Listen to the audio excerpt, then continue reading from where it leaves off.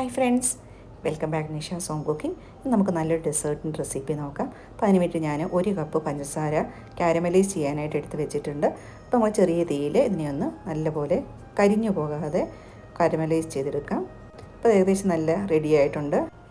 ഇനി നമുക്കിതൊരു ചൂട് കട്ടിയുള്ളൊരു ബൗളിലോട്ട് ഒഴിച്ചു കൊടുക്കാം.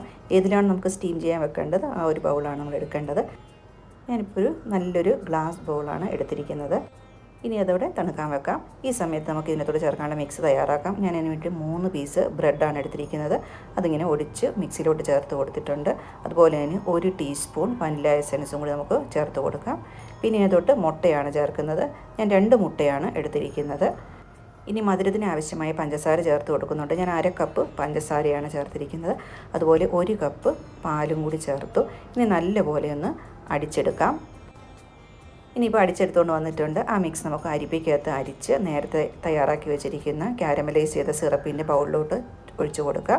അതങ്ങനെ അരിച്ചെടുക്കുന്നത് കൊണ്ട് നല്ല സ്മൂത്തായിട്ട് നമുക്ക് കിട്ടുകയും ചെയ്യും. ഇനി ഞാനൊരു സ്റ്റീം ചെയ്യാനായിട്ട് സെറ്റപ്പ് ഉണ്ടാക്കിയിട്ടുണ്ട്. ഒരു ചീനച്ചട്ടിയിൽ സ്റ്റാൻഡ് വെച്ചിട്ടാണ് തയ്യാറാക്കിയിരുന്നത്. അതിനകത്തോട്ട് നമ്മുടെ ഈ ബൗള് വെച്ച് കൊടുക്കുന്നുണ്ട്. ഒരു 25 തൊട്ട് 30 മിനിറ്റ് നേരമാണ് ഞാൻ സ്റ്റീം ചെയ്യാൻ വെക്കുന്നത്. ഇപ്പോൾ ഞാനിത് പുറത്തെടുത്തിട്ടുണ്ട്. ഇനി നമുക്ക് കുറച്ച് നേരം തണുക്കാൻ വെക്കാം.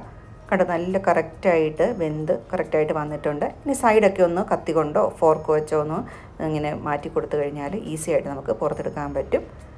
അപ്പോൾ നമ്മുടെ ഡെലീഷ്യസ് ആയിട്ടുള്ള ഈസി ആയിട്ടുള്ള ബ്രെഡ് പുഡിംഗ് റെഡി ആയിട്ടുണ്ട്. അപ്പോൾ ഇതുവരെ തയ്യാറാക്കി നോക്കാത്തവർ ഇതുപോലെ ഒന്ന് തയ്യാറാക്കി നോക്കുക. വളരെ എളുപ്പത്തിൽ ചെയ്തെടുക്കാൻ പറ്റുന്ന ഈസി ആയിട്ടുള്ള റെസിപ്പിയാണ്. ഇനി മുട്ടയുടെ അളവ് വേണമെങ്കിൽ നമുക്ക് കുറയ്ക്കാവുന്നതാണ്. ഞാനിപ്പോൾ 2 എണ്ണം ചേർത്തുന്ന സമയത്ത് 1 എണ്ണം ചേർത്താലും മതി കേട്ടോ. അപ്പം ഈ റെസിപ്പി നിങ്ങൾക്ക് ഇഷ്ടപ്പെട്ടിട്ടുണ്ടെങ്കിൽ റെസിപ്പി ട്രൈ ചെയ്യുക.